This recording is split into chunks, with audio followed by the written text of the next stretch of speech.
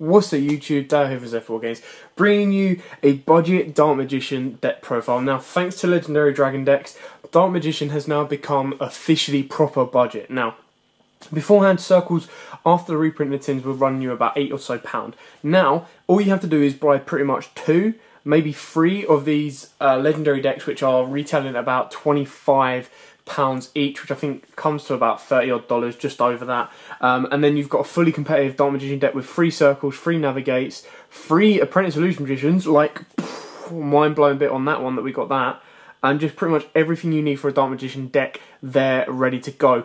Now, as the title suggests, this is a £30 or less deck profile. So, with that little bit of money left over, because the way I see it is, if you buy 3 Legendary Dragon decks at 75 quid, works out about 25 quid a deck. With that extra £5, we have added in some more cards, but I also think you can get the deck, if you wanted to, at low rarity, cheaper than that, so about 20 quid. Anyway, what we're going to do is we're going to go through the deck profile. I'll show you kind of what isn't in the Legendary Dragon decks. I will have a video opening for them on Thursday. Well, it comes out midnight UK time, so check that out, because there will be a chance for you to win one of each of the decks within that. So the one Dark Magician, the Cyber Dragon, and the Odd Eyes deck. So don't forget to check that out. Anyway, now moving on to the profile. Okay, so we start off with standard triple Dark Magician. You get 3 of these in one structure deck, 1 Legendary Dragon deck, so you'll be absolutely fine. We then play triple Apprentice Illusion Magician Girl. Amazing, this got the reprint in the Legendary Dragon decks, which is probably the real kind of draw card. Along with the fusion card, this is what makes you want to buy the set, especially for us here in Europe, and of course you guys in America, because it was so expensive on its own. But it's such an amazing card. You play it at 3 regardless. You can play it at 2 if you want, but I highly recommend it at 3. Triple Magician's Rod. Again, this got the reprint in the Legendary Dragon deck, so do not worry. Dirt cheap and absolutely a pivotal card within the deck. Now, something that wasn't in the structure deck, which I was actually really surprised at, was Magician of Dark Illusion. So we've chucked a couple of them in there. They did get a reprint in the tin, so not to worry too much about them. They aren't that expensive. And can easily be Astrograph sorcerers if you want them to be. Obviously, you want them to be this ideally, but if you're on a bit more of a tighter budget, you can get those instead. Something else that wasn't in the structure deck, but I'm not surprised at, is we play triple Chocolate Magician Girl. Now, this is just to have another monster on board. This can be pretty much anything you want it to be. It can be your MSTs if you're worried about more back row. It can be more hand traps like Maxi, because that's relatively cheap as a common, and then like DD Crows to try and keep it on the budget. But with Chocolate Magician Girl, it gives you another normal summon if you don't have a rod in hand, to kind of pitch your Dark Magician and make your Eternal Souls live, or just kind of help you cycle around. So I mean, if you go first turn Magician of Rod, and then second turn you go into a Chocolate Magician Girl, use her to dump Dark Magician if you've got an Eternal Soul set, then activate Eternal Soul, maybe draw into an Eye and go that way, so she can help out massively. So that's it for the monster lineup. Like Dark Magicians do, they don't run a huge amount of monster lineup, so that is that. Then, of course, we play triple Dark Magical Circle. Again, got a reprint in the Legendary Dragon decks, so incredibly cheap. And so did I have Tomias. This is its 3rd print, so relatively cheap to get it in a common as well. Next up, something else that wasn't in the structure decks, but you can put these up in commons, supers, ultras, and ultis, depending on how much of rarity you want to put into your deck and how much money you want to invest, but they can be relatively cheap. You need these for the draw engine. Your other options for your draw engine, which we're playing as well, is triple Pot of Duality, which again got reprint in the structure deck. So it's the Legendary Dragon decks, which is very, very helpful. Now, obviously, if you're going to put more money into your deck, your draw engine is going to be the Spellbook engine. You can also play Pot of Desires in this deck. You could probably swap them out for Allure of Darkness. It's entirely up to you. They're relatively around the same kind of price. Maybe Pot of Desires is a little bit more. Then for the one-offs, we play the 1 Dark Magic Attack. Again, obviously got a reprint. It would be stupid of it not to. Dark Hole is just cheaper than Raigeki. Dark Magic Inheritance. This spiked in price, but then it got a reprint in the Legendary Dragon deck, so you don't need to worry about that. You definitely play this at 1, because you will have spells engraved to use its effect. And then Illusion Magic, again, really, really important, and got a reprint in the Legendary Dragon decks.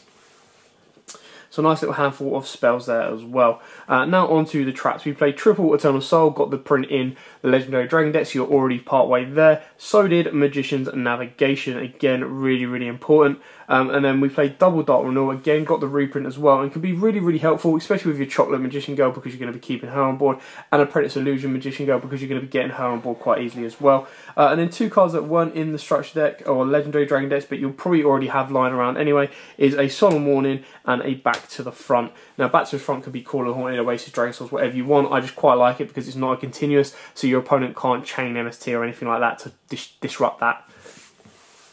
So that's it for the main deck. Not a huge amount of investment has gone into the main deck in this budget build. Like I said, most of the cards came from the Legendary Dragon decks, so you haven't really invested too much money. I mean, worst case scenario, you buy 3 of the Legendary Dragon decks and then sell off the Cyber Dragons and the Odd Eyes if you don't want to build them or you don't want to use them, and then just go your way and invest it in a Dark Magician. It's entirely up to you. Anyway, now onto the extra deck. We played double Dark Magician, the Dragon Knight. You don't have to play 2, but I was having this conversation with Joe the other day. There's a really, really nice loop. Obviously, it does mean you go through all of your Iatomiases and stuff like that, but it depends on how quick you want to do it. Obviously, if you go through Iatomiases or however you make these guys, you bring one out. Because it's treated as Dark Magician, you can use it again to make another one of itself, and then use an Eternal Soul to bring this one back, so you've got double protection there already. Then if you get into a third Eye of Timaeus, you turn this into either a Dark Paladin or an Amulet Dragon. There you go, they're up there. And then you revive this one. So then not only does your opponent have to get past these guys to get to your spells and traps, it then has to deal with an Amulet Dragon or a Dark Paladin. So very, very cool on that one. Anyway, so 2 of those, and then obviously, as you can see, 1 Dark Paladin, again came in a common, so really, really cheap to pick up. And an Amulet Dragon gets reprinted in Legendary Dragon decks anyway.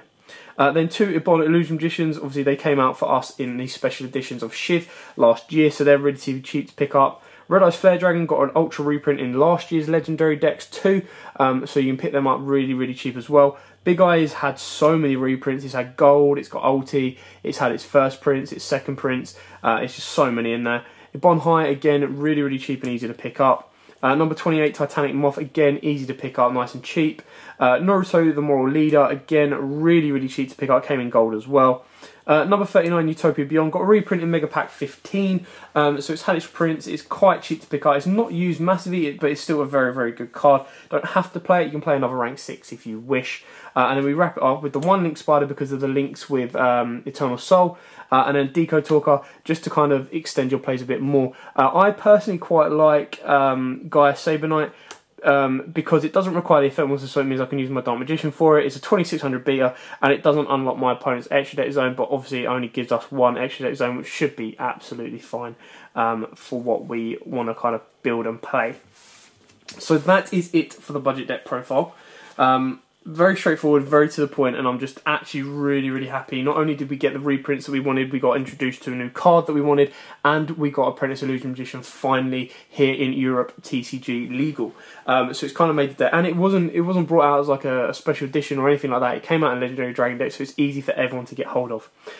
So that is it for the deck profile. Thanks for watching. Like I mentioned at the start of the video, I will be giving away 1 of the decks from the Legendary Dragon deck, or 1 of each of the Legendary Dragon decks, on our video opening of Legendary Dragon decks when I get hold of them on Thursday. So stick around and check that out when that does come out. All the details of how to win one of those will be in the video. Thanks for watching. Don't forget to like, comment, subscribe, share. Definitely want to be doing that and keep an eye on it, because that is where you're going to find out how to win one of the Legendary Dragon decks. And until next time, guys, as always, happy dueling.